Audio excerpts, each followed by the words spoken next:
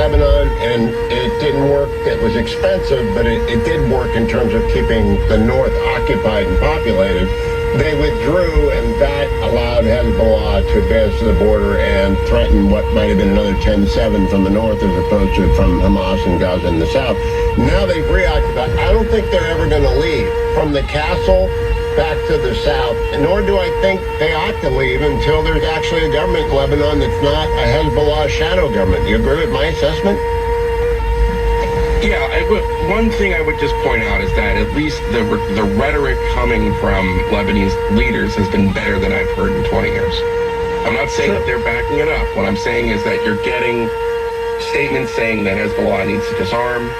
They still have to get rid of the chief of staff of the Lebanese army. I don't like the role that our envoy, Tom Barak, is playing in all of this. I think he is far too credulous when it comes to the Islamist government in Turkey with Erdogan, as well as the intentions of Hezbollah and so forth.